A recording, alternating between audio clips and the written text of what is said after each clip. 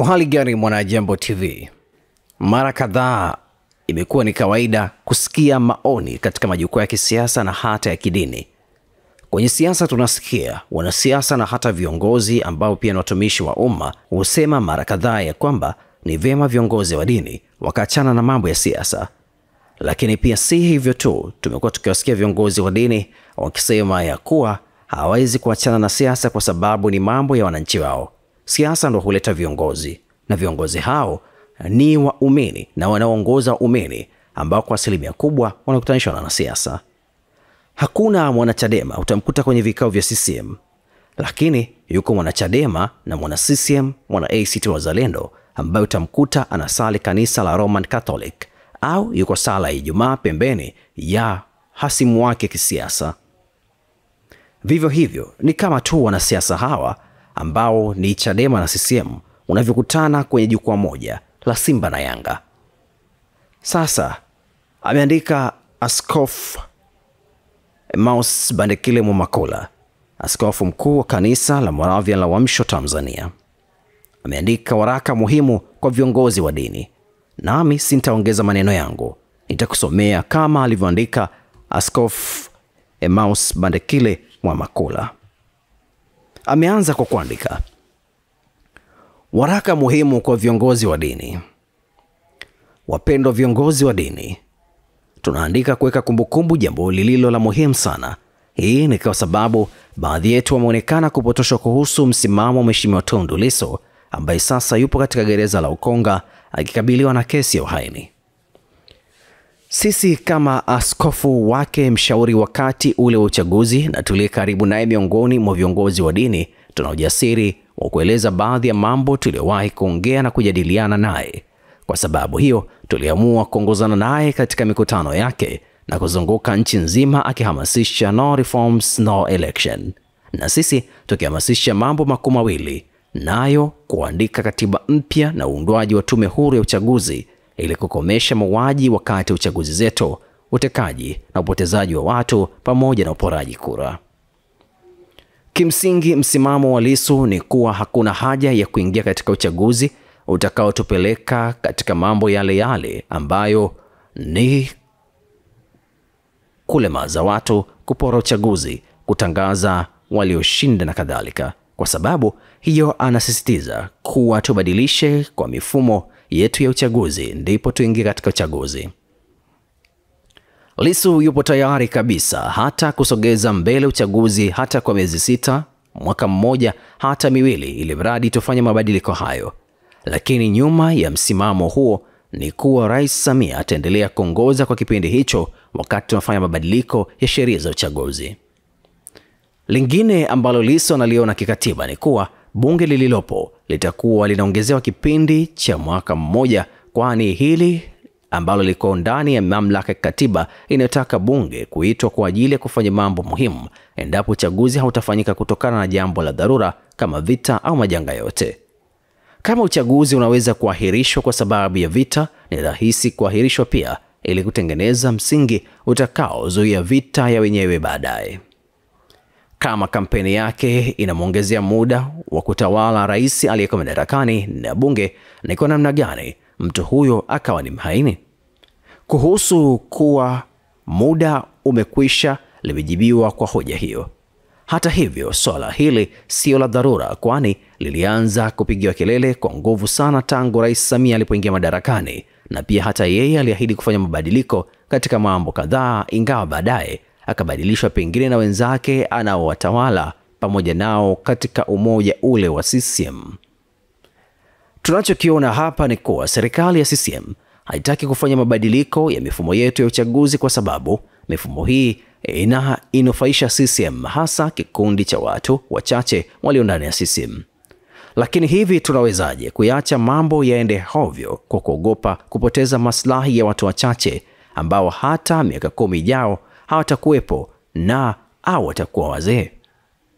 Je, katika mazingira kama haya uhaini na uroho wa madaraka kwa Lissu unaingiaje? Je, sisi viongozi wa dini tunaogopa kukemea au kushinikiza utawala huu kwa maslahi ya nani hasa? Je, ni kweli kuwa hatuoni hayo anayasema Lissu? Je, sauti za watu wa aina ya Lissu ambao hutetea mifuko ya haki katika utawala hazipaswi kuungwa mkono na sisi sote kwa mujibu wa maandiko yetu? Je, hii nchi haikupiganiwa ili kuondokana na ile mifumo ya ukandamizaji wa kikoloni? Je, ni kwa nini wazee wetu waliotangulia waliungana ili kuidondosha katiba ya Uingereza? Je, tunafikiri ni kwa sababu gani iliandikwa na wazungu? Je, sisi tunaopinga jambo baya kwa kuwa ni la wazungu, lakini tutalinda kwa gharama yote jambo lililo baya, hata ikibidi kupoteza uhai wa watu wetu, ili mradi tu hilo jambo limeletwa na watu weusi ambao ni wenzetu? Je, hizo damu za watu zinazomwagika kila wakati wa uchaguzi kwetu sisi ni jambo la kawaida? Je, tumekuwa ni watu wanafiki kwa kiwango hicho? Kwa sisi tulio wa Kristo, mambo hayo angesikia Kardinali Rugambwa, Askofu Kibira, Askofu Kisanji Madinda, Askofu Stefano Moshe, Askofu Nyangwaswa, Askofu Jongo, Askofu Nobet Ntenga, Askofu Mwigogo wangefurahi?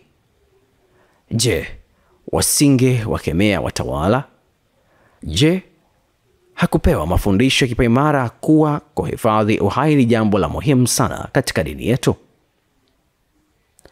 Kwa wenzetu wa Islam, angekuwepo Sheikh Hamed bin Juma bin Hamed, angesikia haya angefurahi kuona watu wanachinjwa wakati wa uchaguzi na viongozi wa upinzani wanatekwa na kupotezwa kama alivyopotezwa Dionis Kipanya, Deusdedit Soka na wenzao. Je, Sheikh Kitutu Wakela angefurahi kuona mtu mzee kama Muhammad Ali Kibao anashushwa katika basi mchana kweupe na kesho kukutwa porini amechinjwa kama fisi? Kama kila mamlaka huwekwa na Mungu, kama haya hayakuwepo nyakati zile, kwa nini tusiseme kuwa yameletwa na weusi wenzetu? Kama yameletwa na weusi wenzetu, tunaona kuwa ni mambo mazuri. Kama hayo si mambo mazuri, kwa nini tusiungane kuyaondoa? Kama sio mambo mazuri, kwa nini tusiunge mkono wanapigania kuyaondoa? Kwa nini tusiungane kuwazomea watu wetu wanaotukuza? Kwa nini watuite katika mikusanyiko, watushawishi na sisi tuwasifie ya kuwa ni mamlaka zilizowekwa na Mungu? Kama kila mamlaka huwekwa na Mungu, kwa nini basi wazazi wetu, wengine kwenu ni babu na bibi zenu, waliungana kuiondosha mamlaka ya kikoloni?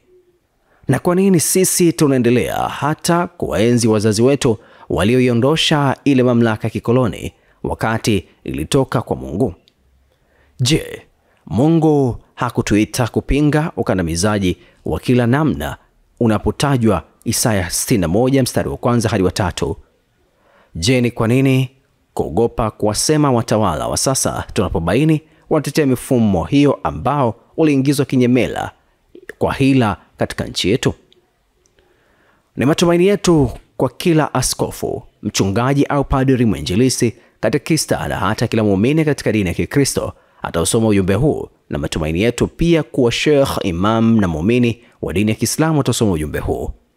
Ni matumaini yetu pia kwa kila kiongozi, hata muumini wa dini yote ile, pamoja na watu wengine wasiokuwa na dini watasoma ujumbe huu. Tuendelee pia kuwatia moyo viongozi wa dini ambao wameanza kupaza sauti juu ya haya, na pia tuwatie moyo wengine wajitokeze zaidi ili sauti zetu zisambae kila mahala kama moto wa nyika. Mwana kondoo ameshinda, tumfuate. Askofu Emmaus Bandekile Mwamakula, Kanisa la Moravian la Uamsho Tanzania na Afrika Mashariki, Dar es Salaam, Aprili 29, 2025, saa 12:55 alfajiri. Mwanajambo TV nimesoma kama ilivyo. Sintaongeza chochote. Nikupe nafasi ya kutoa maoni yote juu ya lile ambalo ameandika Askofu Emmaus Bandekile Mwamakula.